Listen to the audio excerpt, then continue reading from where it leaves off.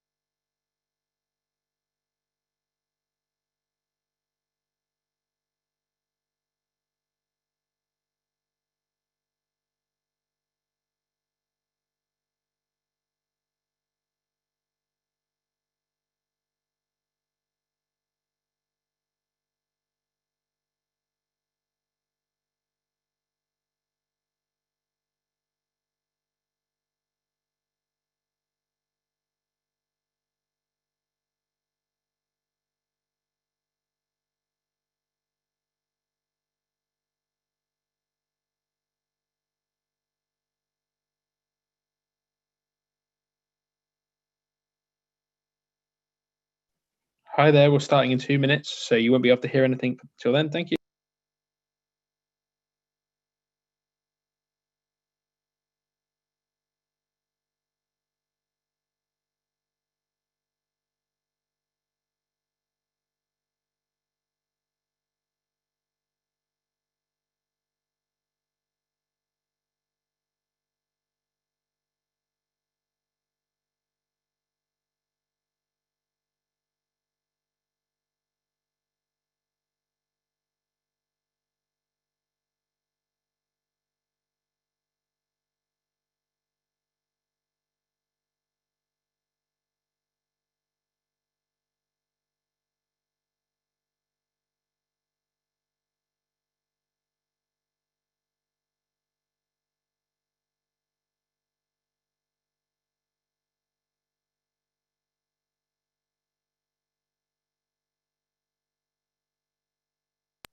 Hi there and good evening, and welcome to our special school Zoom this evening. We're really looking forward to the event. Just to let you know some technical features of this call. First of all, if you've joined one of these calls before, normally we have subtitles and captions available. Unfortunately, we're having a technical problem, which we are trying to fix, but at the start of the call, they will not be available. But we do have Sam Riddle, who's providing BSL services, BSL interpretation for this call. So if you need any help or assistance, please post in the chat and a member of the team will be able to assist you. This call is also being live streamed. So just be aware of that. Thank you. So I'm going to introduce to Robin Bevan, the NEU National President. Thank you. Good evening, and thank you very much to Mike for that introduction. I'm just having a look across at Sam, who's doing our BSL interpretation, and she can't hear anything at the moment, I think. So I'm just going to go very steadily with my introduction so that any of you who do need the interpretation, we hopefully will have Sam back in place very shortly. Good evening, a very warm welcome to this dedicated webinar for members of the NEU who are in active service in SEND and alternative provision settings. Thank you so very much for joining us. I'm Robin Bevan. I am a serving head teacher as well as being your national president. And I mentioned the serving head teacher part because I do understand the context and situations that you are all working in. And if you turn around and say to me, but Robin, your secondary school isn't anything like my SEND school, this is where I tell you that my sister is the head teacher of a residential special school, and she never, ever lets me forget the challenges that her school faces and how different they can be, and the sterling and superb work they do in that setting. So thank you very much for joining the call. It looks as though Sam now has got audio coming through, so that's fantastic, which means we can keep the BSL interpretation live for you. Thank you also for your comments in the chat. We've had welcome greetings from all over the country, Nicola in Cheltenham, Beverly in London, David in Oxfordshire. But just a little reminder, if you are posting in the chat, make sure you change that little drop down button that's above where you type. It normally says all panelists. You want to change it so that it says all panelists and attendees. So for example, Melanie in London and Sue in Merseyside, you both sent your best wishes to everyone. You said hello, but unfortunately, you only shared your greetings with members of the panel, not everybody who's present. A reminder also, Liz has just posted for us all a copy of the NEU's behaviour statement in relation to these calls. Some of the issues that we deal with are issues that people feel strongly about, and issues that cause, quite rightly, emotional reaction because of the stresses and strains we find ourselves under in our workplaces. We just ask that anything that you post in the chat is as positive and constructive as possible. And please save your questions for a little bit later.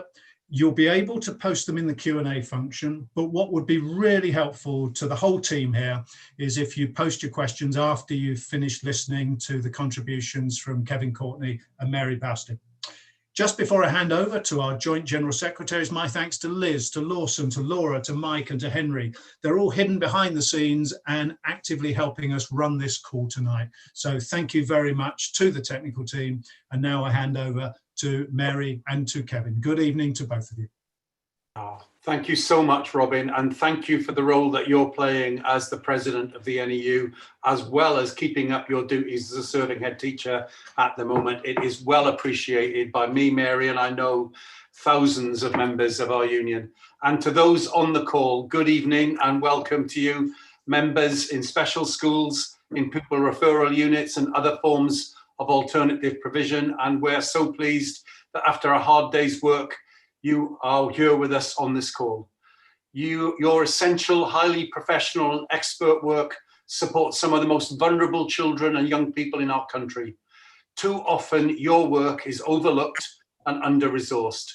But we know how invaluable you are to your pupils, their parents, and to our wider society. So, Mary and I want to start by thanking you for the work that you do.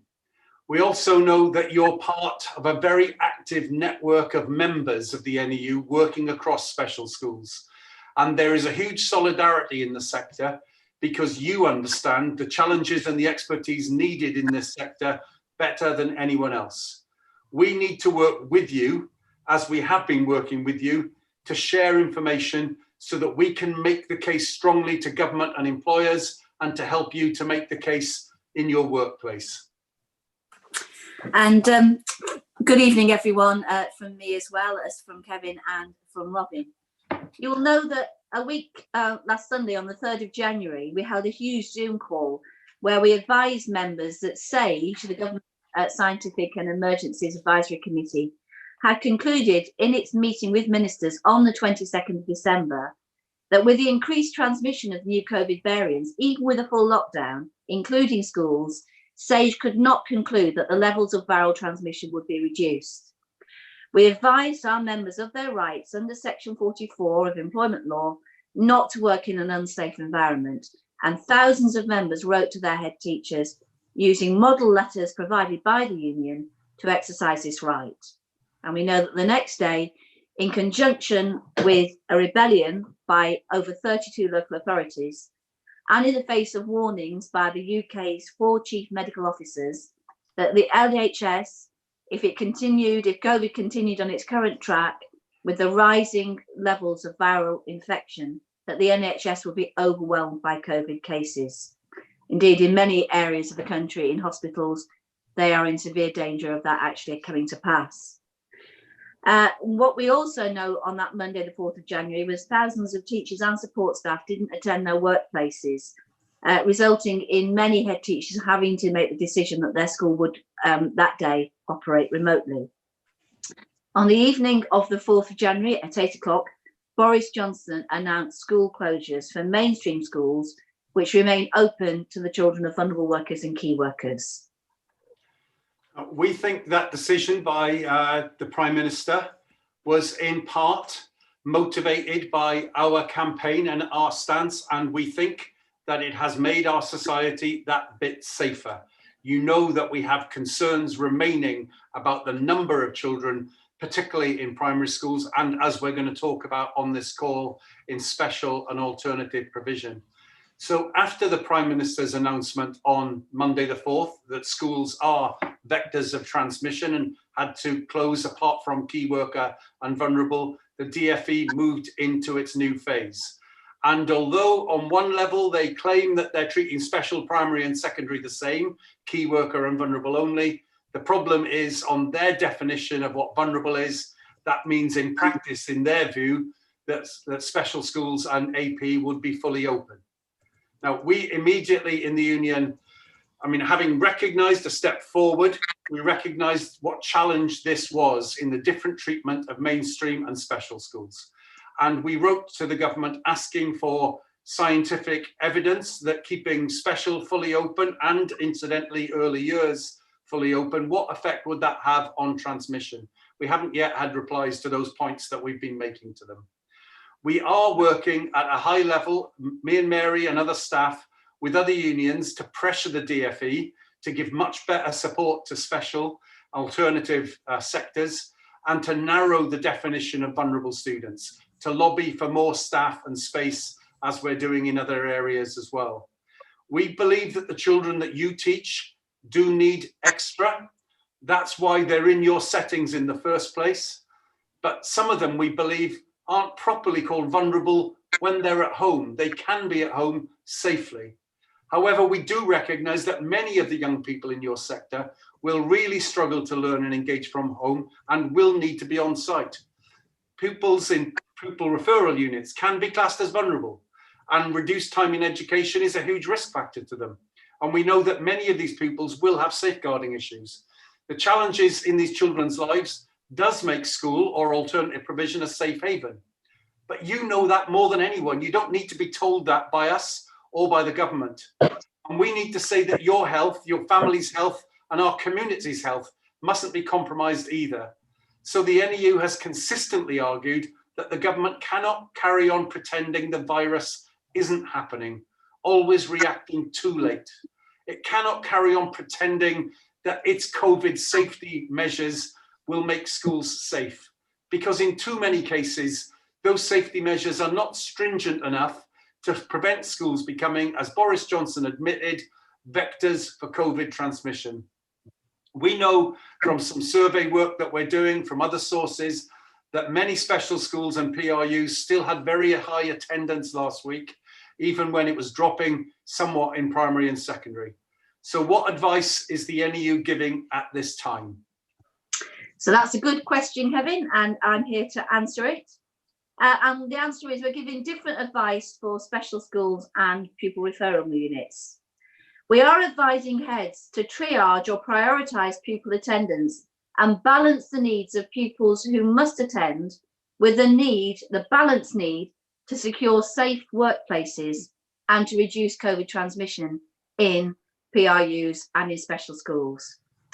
Our advice for PRUs and for special schools is contained on our website. We've got frequently asked questions now on the website for both these settings. Now, the government guidance says it's likely that recognising the characteristics of the cohorts, special schools and alternative provision will continue to offer face-to-face provision for all pupils, but then it says, and this is important, where appropriate. We say, therefore, that NEU members, reps in the school need to meet members and to negotiate with their head where appropriate.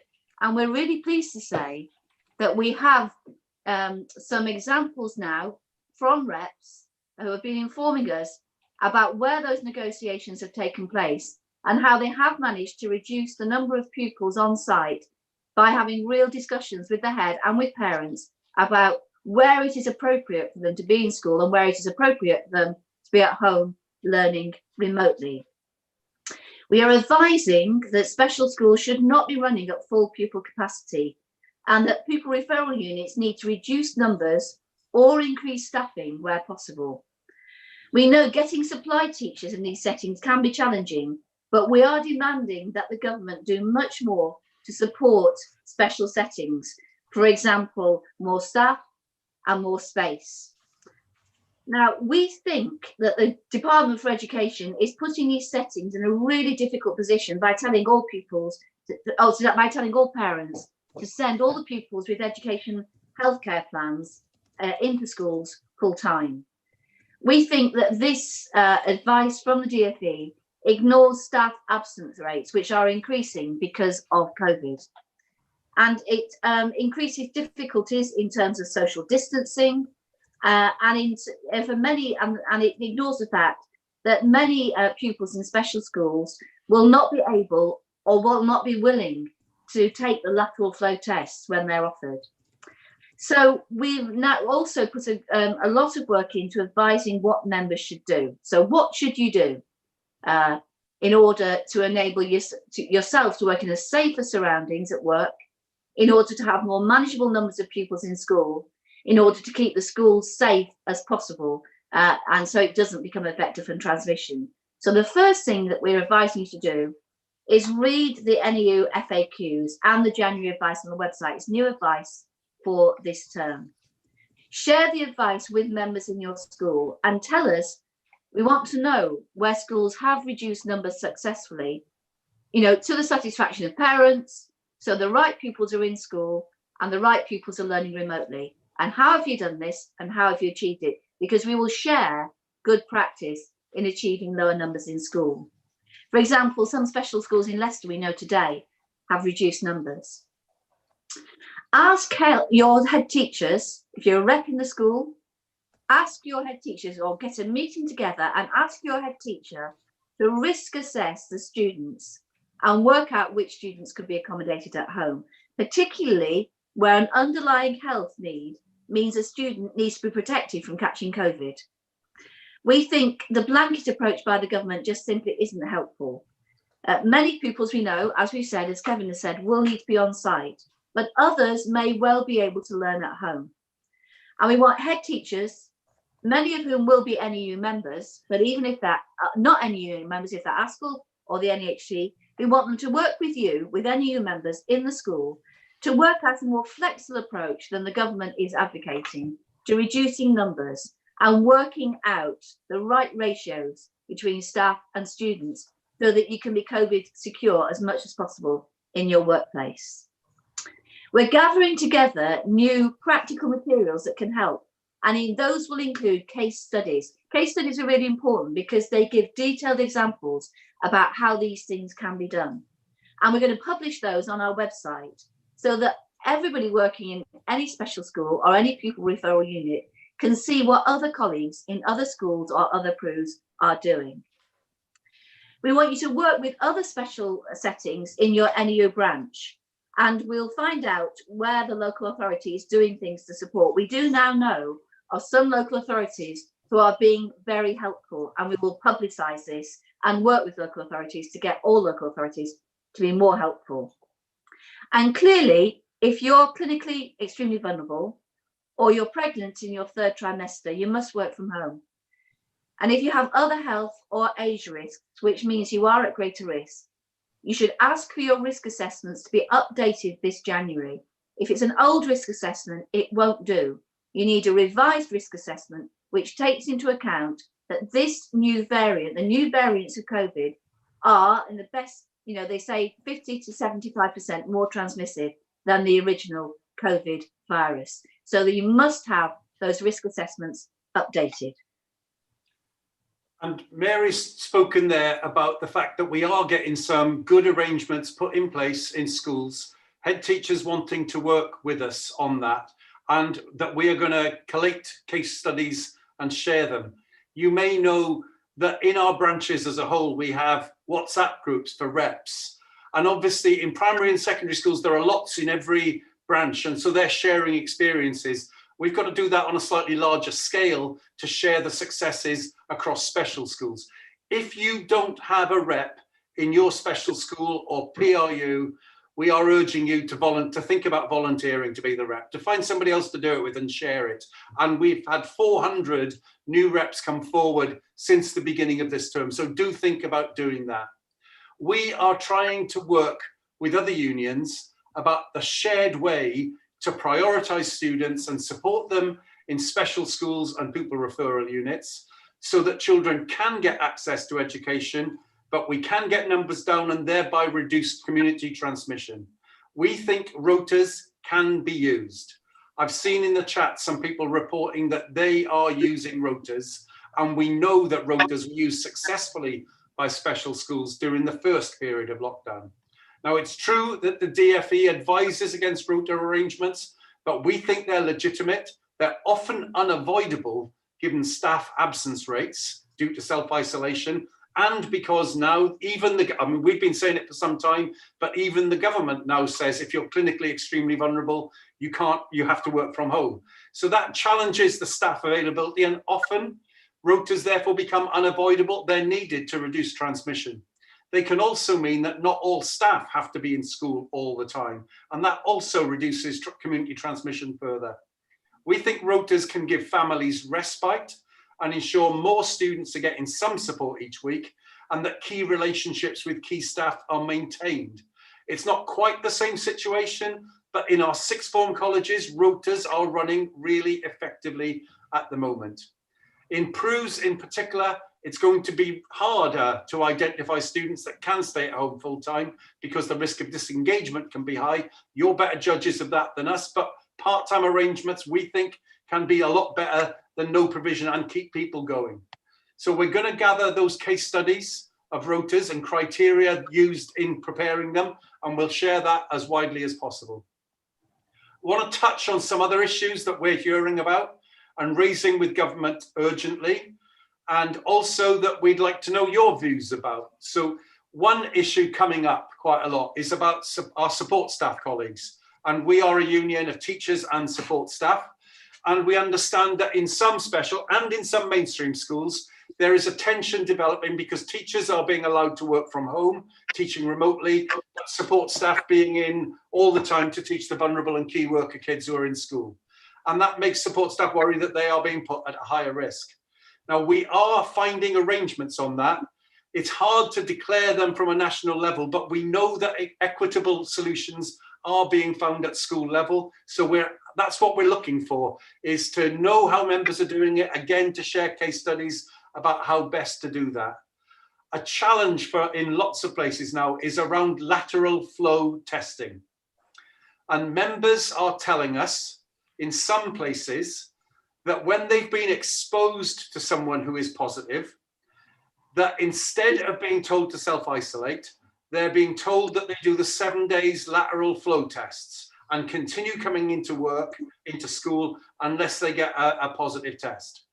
And then we're being told in some places that if they opt to self-isolate instead of taking the tests, then they're being told they will not be paid. Serious concern for those colleagues that this is putting the whole school at a greater risk than the previous practice when bubbles are required to isolate following a positive case. We do not agree with this use of lateral flow tests as an alternative to self-isolation. We think there are possible ways of using lateral flow tests. If you test every child and every member of staff at the school on a regular weekly basis, you will find some asymptomatic cases that you wouldn't otherwise know about, and they could be at home. But this use as an alternative to self-isolation, there are profound concerns, and it's not the union that should judge on these things. There are profound concerns from scientists that these lateral flow tests are not accurate enough to find all the cases, and therefore you end up, if you try this method, of having in aggregate more people who are positive at school. We have seen, and your president is alerting Mary and I to these on a regular basis, that quite a lot now of local public health bodies are saying they do not agree with this use of lateral flow tests as an alternative to isolation because it might miss people. So we don't agree with it being used as an alternative to isolation, and we absolutely don't agree with the threat to not pay. This is something we should challenge over at the school level, that your union group should talk with the head about, to say that there are proper scientific medical arguments that these tests are not accurate enough to replace isolation. And we absolutely don't agree with the threat to not pay. Get in touch with the union if you don't get it sorted out at your workplace level. And then the other issue coming up, as well as the number of children, these questions about testing, also the question, which we're getting in other settings as well, but it'll be more profound in some places in special schools, about workload. The in-class teaching for most special school staff, as well as supporting parents, pupils and parents at home. So in some settings, we're hearing about people being asked to teach directly and remotely at the same time, and that doesn't make sense. The workload implications of that are enormous. There are solutions. We are finding them at school levels, and it's important that we get a reasonable balance. We want our members to be finding ways to teach remotely. That doesn't always mean online live lessons. Sometimes it does, and we are getting members who are telling us that they're making that work. But even Ofsted say that remote teaching isn't always online live lessons. But we want to be providing as much education to the children who are at home as possible, but in a way that where workload is manageable. Yeah, thanks, Kevin. One of the things I'm just noticing in the chat is the number of members on the call who say that their schools are operating on a rota basis. I think I've not seen that many. I've not seen that response from the other Zoom calls that we've done. I think that's really interesting, and I do think that that is a very powerful way of keeping children who may be vulnerable, who may find it difficult to learn remotely, keeping them in touch with school, keeping them in school for part of the time, but then working at home, and keeping the numbers down in school. And I'm very interested to see the number of people on the call, number of members of the call who say they're making that work. And we will be following that up with you. I think I've not seen that quite so strongly before. The other thing I'm seeing from the chat is the number of you are saying that my head or my local authority is actually has really negotiated with parents to have a really to really negotiate about which pupils are vulnerable and which should be in school or in school for some of the time, and which are more able to learn remotely from home. So just from the chat, we are seeing that members and head teachers are in special schools in many places interpreting a blanket permission by government for all children with EHC plans to go into school. They are negotiating and interpreting that differently. And that's something that we want to encourage and use further. So I just want to talk about transmission rates in special schools and PRUs, because in these settings, we know that social distancing is harder, mask wearing is less likely, and that pupils come in on local authority transport with additional contacts. And we know that in the settings, there are more adults in smaller classes with closer contact, and staff support pupils with personal care, sometimes with intimate personal care. So we know that also that leaving windows open presents a risk to the health of some students in cold weather, and that in some settings, keeping doors and windows shut is the norm for pupil safety. So there is a greater risk of airborne transmission of respiratory droplets, as some children are unable to control spitting or sneezing or dribbling. This means that all staff who are CVE must absolutely be able to work from home.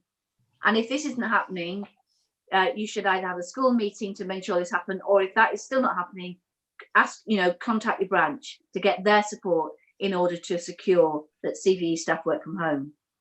And as I said before, other staff at risk must have their risk assessments reassessed and kept under review, and pregnant women must be kept safe. Realistically, and this is where it gets difficult, this is a difficult balancing act, you will know that it is a significant challenge for many people in PRUs and lots of special schools to be at home learning again. So we are calling loudly on the government to have a plan to have extra support for special school and PRU staff.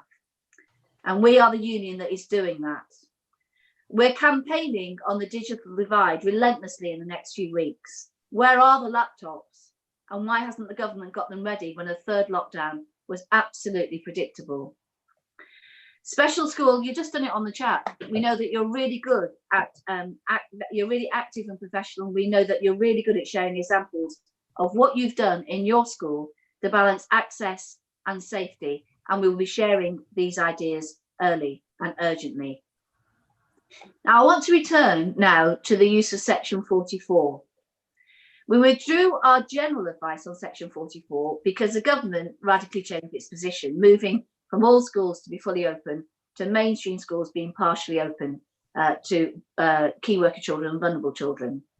So the sage conclusion in its minutes of the 22nd of December that schools had to restrict their opening to suppress the virus was being followed in the majority of schools in the country from the 4th of January by the government. That is not the case in special schools and PRUs, where the government advice is different. And in effect, the government is saying that all pupils can attend, although we're seeing that that is being mediated in many schools by your very good work and by the very good work of your head teachers and with some sympathetic local authorities. Members in special schools can still, of course, exercise their individual right under Section 44 to work in a safe environment, which is not an immediate threat to their health and their safety. But this is really important to recognise that this is an individual right. And if challenged legally, individuals who exercise this right and who cannot prove that being in the school was an imminent threat to their health and their safety, they can be disciplined or have their pay deducted That is why anyone who uses or thinks they want to use their right under Section 44, you must contact the union. You must be in touch with the union. If your region thinks this is the best way forward, then absolutely we will support you by tailoring a letter to meet your circumstances. Because a general letter that all schools are unsafe now is no longer the case, because the government is arguing that with the closure of the majority of schools and with the lockdown, viral levels should start to decrease. They aren't doing it at the moment, but that would be their argument. So having made that move, you can't carry on using a general letter. If we're going to use Section 44, it has to be tailored to your own work circumstances. And we will do that if we think that's the best way ahead. So you absolutely have the right to use Section 44, but you must contact the union and you must work with us if that is what you think is the best route for you.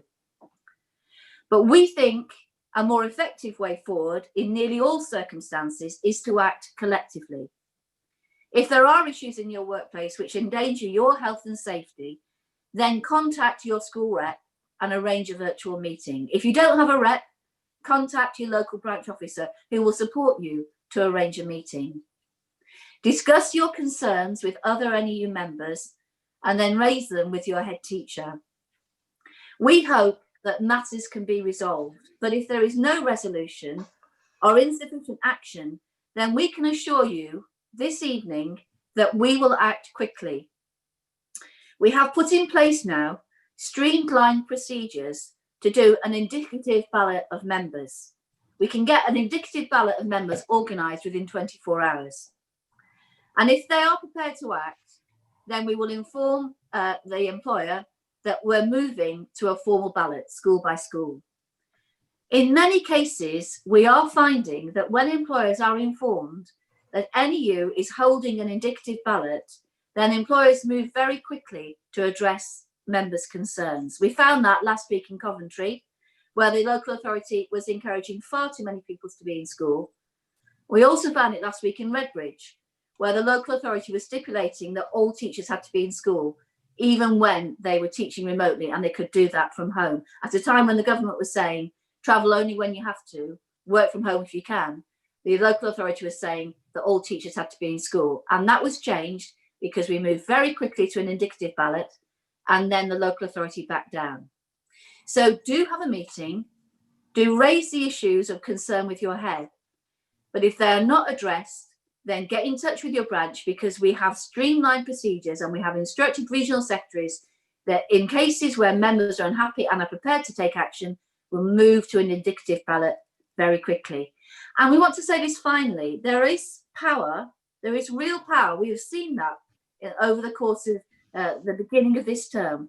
There's real power in the collective voice of the National Education Union, and that members are finding their voice. We've seen that in the chat, and we have seen that members are demanding that they are listened to. We are listening to you. We want your employers listening to you, and we are fighting to get a change in government policy so that the government listens to you. So thanks for being on the call tonight, and we're now going to take your questions. Thank you very much, Mary. Thank you, Kevin. And Mary, I'm just going to come straight back to you. We've got a couple of people asking questions in the chat around what do you mean by an indicative ballot? I think that's a little bit of trade union talk that might not be obvious to everybody who is on the call. So if you just give a quick explanation, that'd be fabulous. Thank you. So very, very quickly, an indicative ballot is not one that's governed by trade union law and legislation. It's you get a meeting of members. You say, what's the issue? You raise the issue with your head teacher.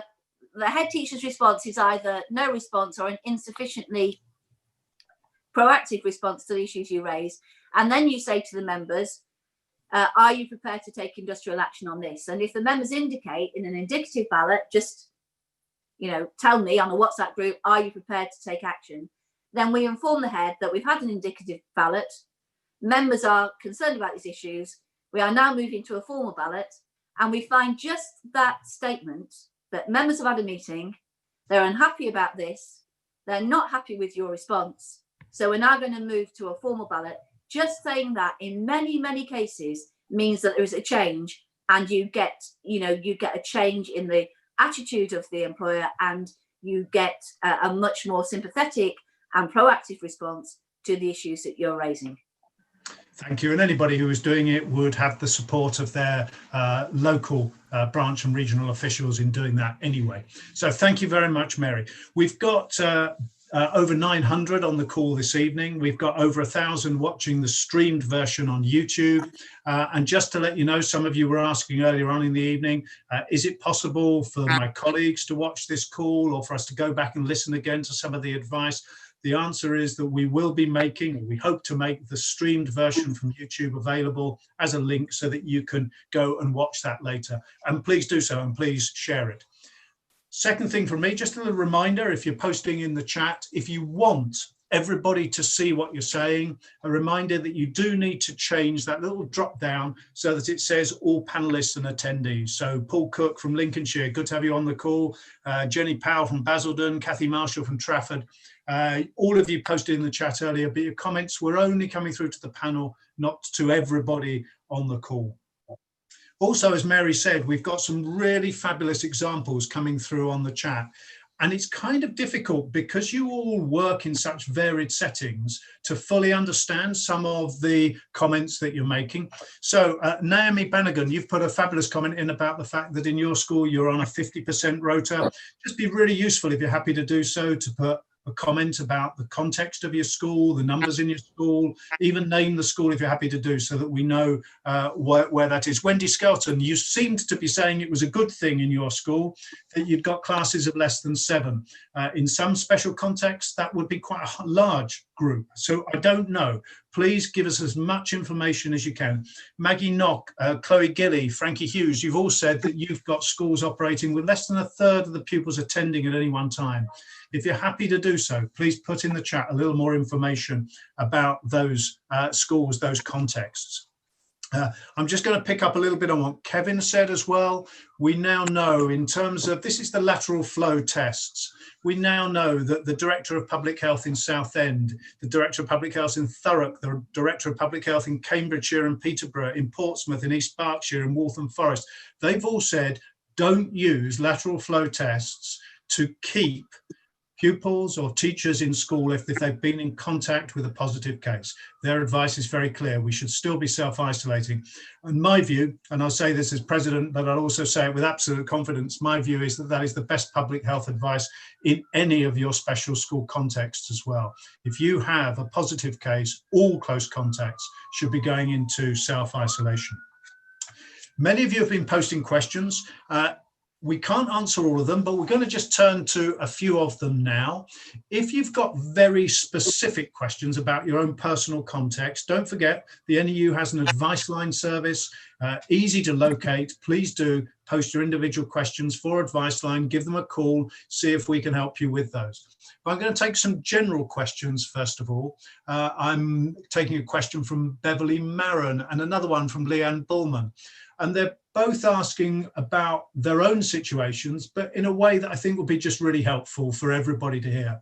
So Beverly says that she's a special needs teacher. She happens to be self-isolating at the moment. So she's been assigned a new class to work with virtually, as well as being asked to do annual reviews and paperwork for her real class, as well as preparing everything for the new class. So the question that effectively she's asking is, you know, if you're working from home for very good reasons, in her case because she's self-isolating, what's a reasonable expectation in terms of the workload? And Leanne, a different question, but she says, what do you think should happen about the government allowing anyone who can't learn remotely at home to go to school? She then gives some details about her own particular context, but clearly this is something that is causing very significant pressure in all schools, but especially so in the special school environment. So we've got two different questions. I'm not sure who wants to take them first. Let me start then, Robin, on thank you, Kevin. The question of the government allowing anyone into school who can't work remotely. The political responsibility for this clearly lies with government. We have known since March, we would have known before March, but how many children were in home situations where they didn't have broadband or they didn't have a laptop. So this isn't a solution to the immediate, but the government really should have delivered these things by now. And we're making that point as loudly as we can, and they should be delivering them urgently to all the children who need them. Because the solution that the government proposes, that all these children are in school, is liable to make the situation with the virus worse. Not because of those children individually, but just because of the increased number of contacts in our society. So it's vital that the government does everything it can to get those laptops delivered so that children who can work remotely are working remotely in order to get the virus down. And we would continue to have concerns about the number of children in school settings if there were lots of children in that situation. And we would then think that a rota would be a correct thing to look at in order to reduce the number of transmissions in a different way. On the question of the workload, I think it is really important to say, and I hope this doesn't come up, we are doing our bit. Our profession is doing a really good job. We know that the children who are at home are not going to get the same experience as they would in school, and we want them back in safely. But I think our profession is committed to doing everything it can to support the children who are at home, learning in the most effective ways that they can. So I think that should be somewhere in our spirit, is that we want to help these children. We want to do everything we can to help children learn at home. And I think that it will be harder. We know that it is harder. Teaching remotely in the sorts of ways that we're doing about is harder than teaching in person. And I think to some extent, our colleagues are sucking that up. We know it's hard. We know that we're delivering to children, but there has to be a workload limit as well. You can't just burn yourself out. So it's hard work on the specifics of the question that's being asked about the balance between doing the work for a new class because you're at home self-isolating. I think if you're at home self-isolating, it's good that there's something for you to do to help. But if you're having to do that and support to do all the work that you would have done for your ordinary class, your normal class, then you can see how that can get to be too much. It's hard to be specific on any national call like this. And that's why we think, to get down to the exact specifics of an answer on this. And our answer is about your colleagues meeting together, about deciding that you will have a collective viewpoint, about deciding that you will appoint some of your colleagues as reps, so that you do have a collective discussion about the way that's working, that you can take a reasonable position to your head teacher and say, we want to do our bit. We want to do our bit for the children in our school. We want to do a bit for our society, but there are sensible limits. And we want to propose to you, head teacher, these sensible limits. Now, we are getting good engagement in lots of places from that sort of approach. And we then want to share positive stories to encourage others to do the same. So I hope it's an attempt at an answer anyway. Thank you very much, Kevin. And I'm also deeply appreciative while you've been giving your answer. We've had some really helpful responses coming in through the chat. Thank you to Wendy. Thank you to Naomi. You've both filled out a little bit more detail about your contexts. The chat will be saved at the end of this call and we'll be able to look through it and extract details. We'll even be able to get in touch with you if we want a little more information about how you're managing things. So thank you to everyone on the call. We know superb job you're doing in challenging times. Thank you, Kevin. And I'm going to turn to Mary now with some questions that are of a similar theme, but they are related a little bit more to the definitions of who needs to be in school at the moment. So Jenny Powell asking, can we ask whether we're making progress on the idea that all children with an EHCP should be in school? Still challenging this with my own special school SLT and with parents demanding their right, even when the parents are not themselves having to attend a workplace. Becky Omar, we need a clear definition of vulnerable. All children with EHCPs are not vulnerable. We managed to get our school closed apart from key worker and vulnerable children. However, it's hard for the head teacher as parents are being told that special schools should be open. How do we get the government to change what they're saying about special schools? I'm just going to add in something else in, Mary, which is I know that there are some special schools that are managing reduced numbers, but they want to keep it very quiet because of that pressure that is associated with the government expectation. And Jenny Cooper, Jenny in Brent, is saying, would we advise members in all settings, including the ones we just talked about, to push to be consulted on the school's risk assessment as a way of working to actually reduce the numbers in attendance? A key idea, I think, coming through from Jenny, who said it's worked in her own context in Brent. So Mary, if you're happy to take that theme for us, thank you. Yeah, very happy, Robin, thank you. I think, Jenny, absolutely, that members should be included on risk assessments for pupils, absolutely, because you're the people working in the classroom with these children and you understand the risks, what they're capable of doing, what they won't understand, what particular needs they have. And if you're working in a special school or a PRU, those will be more marked and more particular for each pupil. So you absolutely do need to be consulted. And that gives you the grounds to actually have the conversations about what is possible and what is desirable in terms of numbers in your PRU or in your school. Absolutely, we do agree that we do need a definition of vulnerable, although it's difficult. When you think about all the different conditions, the different needs, the different attributes of children, either in alternative provision or in special schools, then it is difficult to have a concrete definition of what vulnerable means. I would turn that on its head. Rather than saying we need a definition of vulnerable, I think we say, and what the NEU is saying, is that not all children within AHC are vulnerable. that turned it round on its head, that, you know, they have special needs, they have particular needs, but that doesn't mean to say that they should be classified as vulnerable. That's just a nonsense. We think that just shows a lack of understanding by the DfE about what an EHC plan is about. So that is the argument that we are making to government, that you can't just simply say that all children with EHC plans are vulnerable. We're making that argument through all the channels we've got. Kevin and I had a meeting today with a senior civil servant. I was making that argument again. And I would back that up with another argument, that, and it's going back to the talk. If there are many examples in this chat has been some of the most interesting chat of any Zoom call I've done, because there are so many members that are saying, this is what we've done, this is what we've achieved. We've reduced numbers in our schools, we've been involved in risk assessments, our head has talked to parents and got the numbers lower. And that's what needs to happen everywhere. But if it isn't happening, and if your school is full or too full, and if you are strongly of the view that it is not safe, then hold a meeting, get your branch to support you if you need that support, raise the issues with your head, and if you don't get action, then actually take collective action, do an indicative ballot. In the end, these issues, and that's really been shown in this chat today, they can be won school by school. And I do the ask again, if you don't have a rep in your school, do consider becoming a rep, because you will not be left alone. We will support you. We will give you an immediate 45-minute induction into being a rep.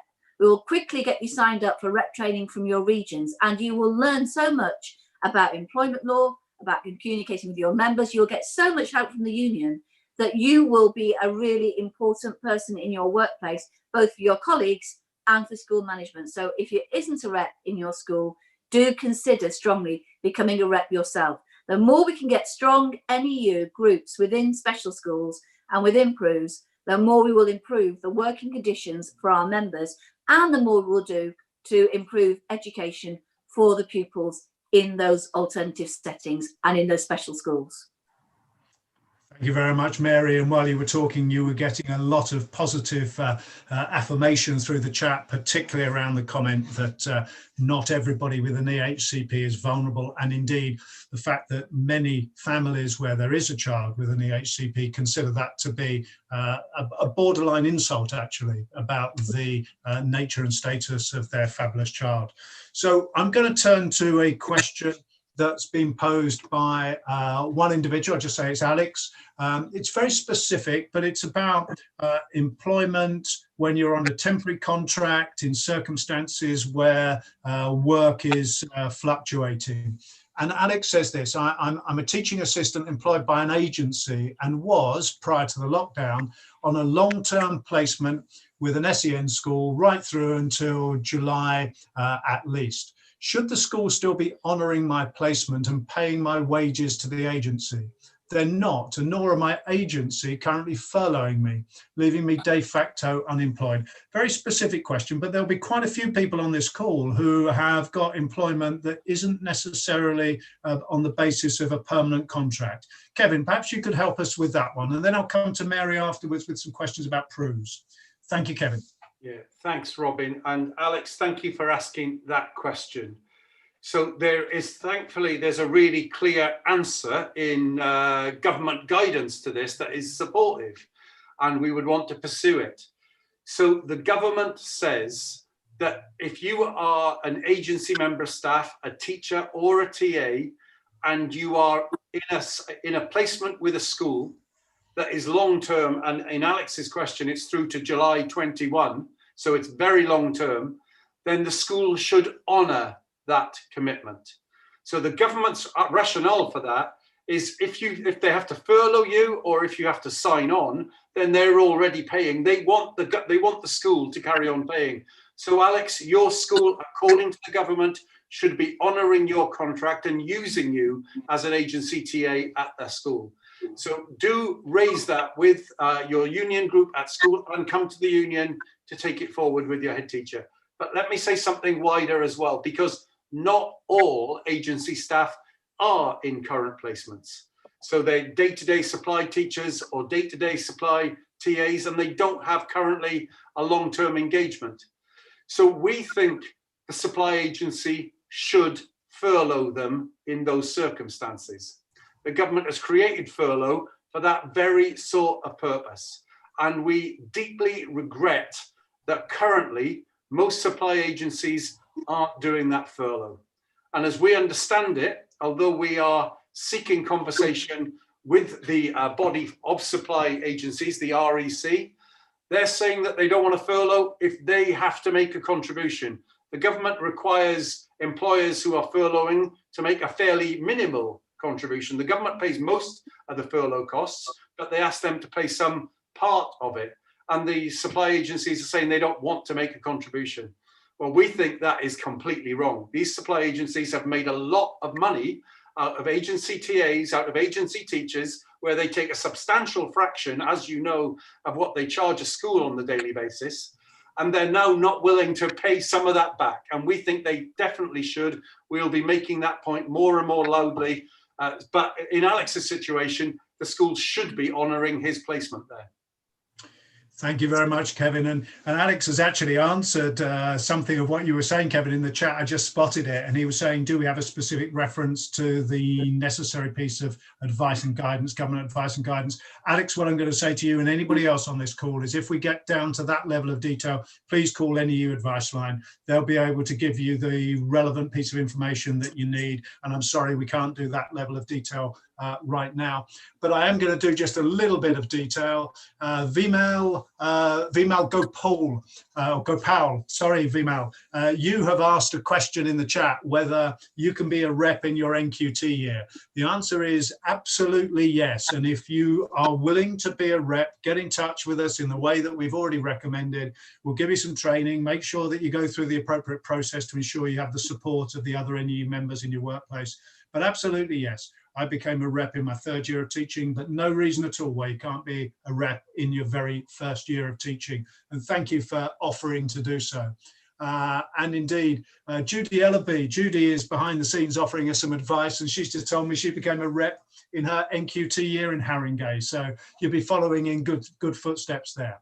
So I said I'd come to some questions from PRUs, from staff working in PRUs, Mary. And they're a mixture of questions, and many of them have actually got application in a lot of different contexts. They're not just PRU questions. So Alison Dermody Palmer, good evening, Alison. She says, will the NEU be pushing for staff who work in PRUs, alternative provision special schools, to be offered the vaccination as soon as possible? She's joint head of school at the primary PRU in Camden, which does special education provision.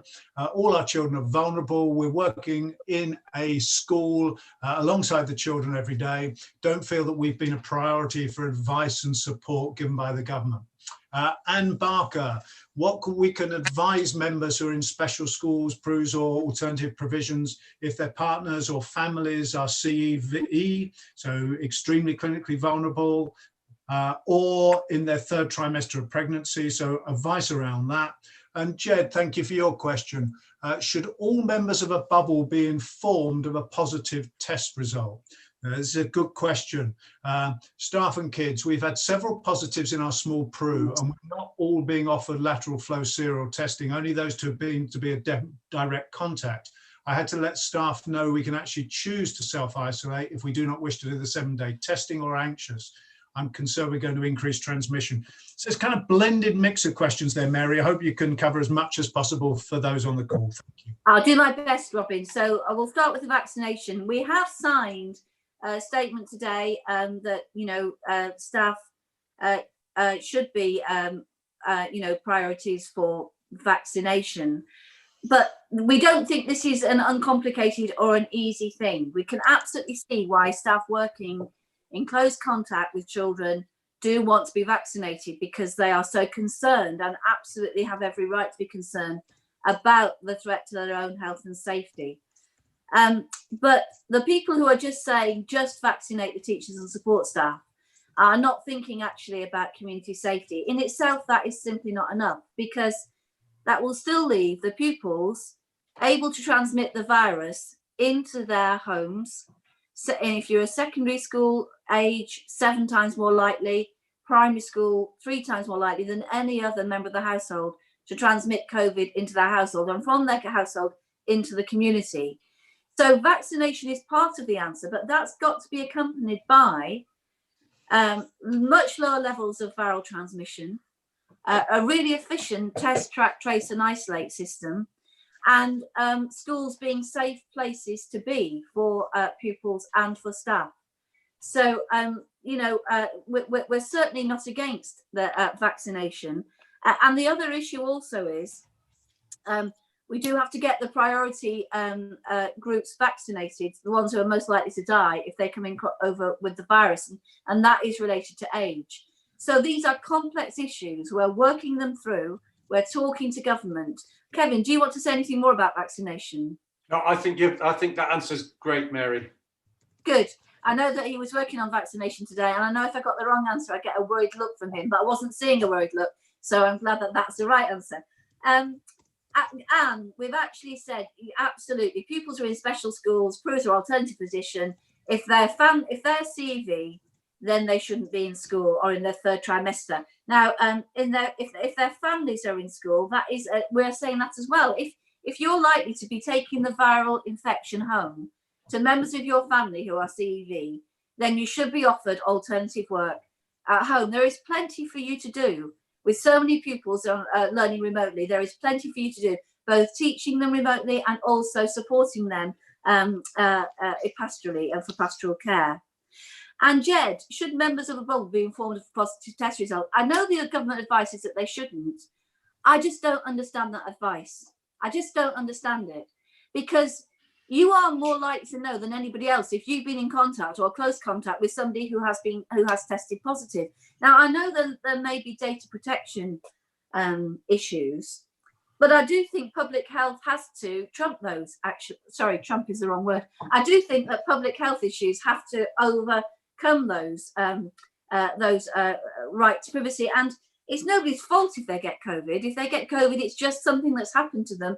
They have become infected.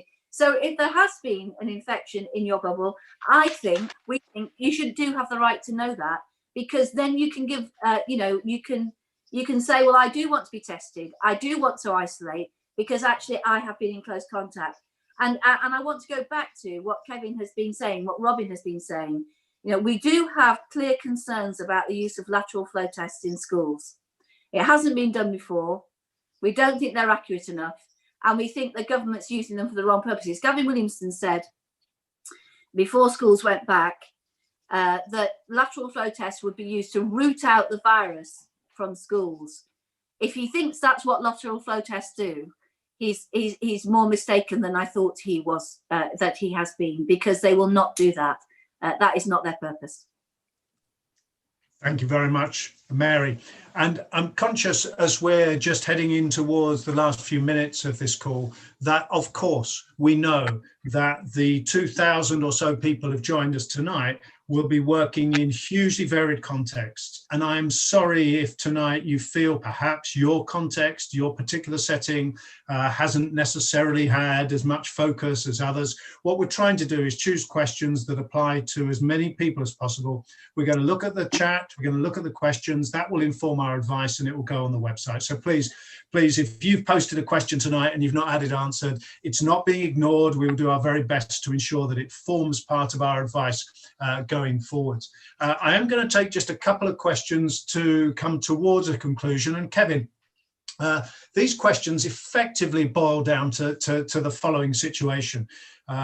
We know from tonight's call, we've got lots and lots of examples of schools doing really superb things, sometimes because the senior leadership made those decisions, sometimes because it's come through from public health, sometimes because our members have been putting pressure on to allow for those good quality decisions from leadership.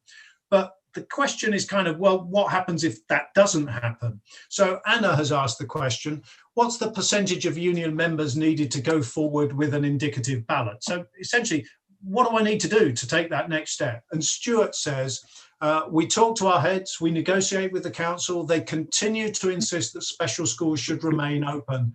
What action can we take?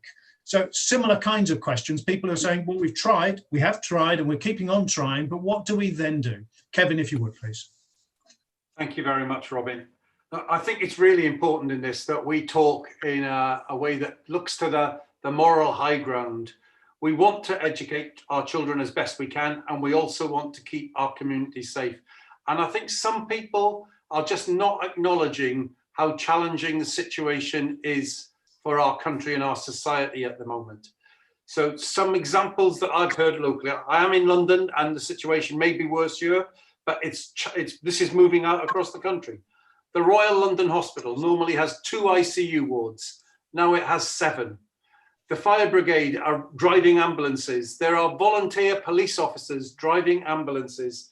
There are, John Edmonds, a member of SAGE, says the most likely route for the virus to arrive in your home is from a school setting, then employment settings, and then social settings. Susan Mitchie, an advisor for SAGE, says that we have to get the number of contacts down, and there are too many children still in school settings. So what we're talking about here is from the highest possible moral stance about how we get our society through this. How do we keep our children being educated while getting the contacts down?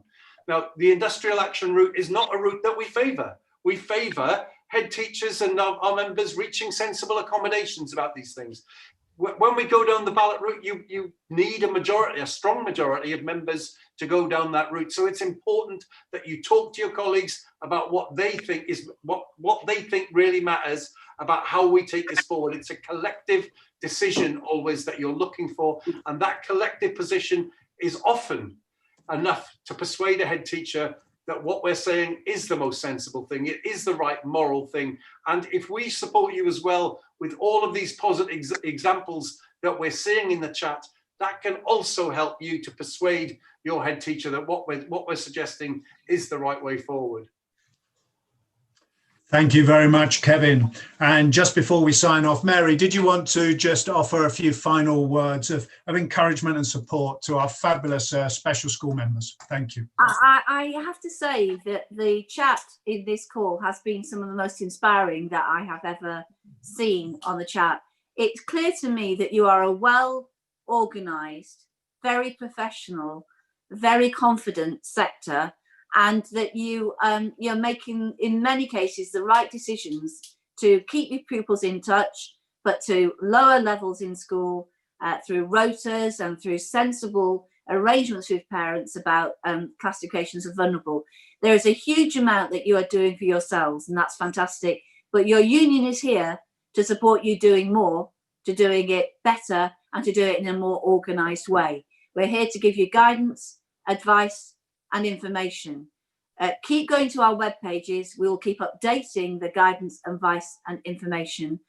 And be assured that your union will continue to fight for you so that you can work in the safest surroundings, knowing with our specialists in alternative provision and in special schools, getting more information about you and learning more about the particular circumstances in the very different settings in which you work. It's been a real pleasure to spend time with you tonight, and thank you for joining this call. Thank you, Kevin. Thank you, Mary, and my thanks to every one of our members who's joined the call tonight. Not only are we going to read through your questions to help shape the advice as we go forward, but we're also going to collate as many of the good examples of practice as we possibly can. Many of you have posted those in the chat. If you haven't yet submitted your good example, please email it to judy.ellaby@neu.org.uk. That's JUD.ELLERBY,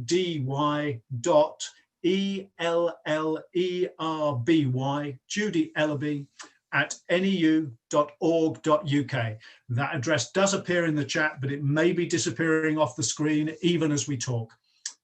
Thank you very much for joining us, and I wish you all the very best with the challenges that lie ahead within our NEU family. Thank you so much. Good evening.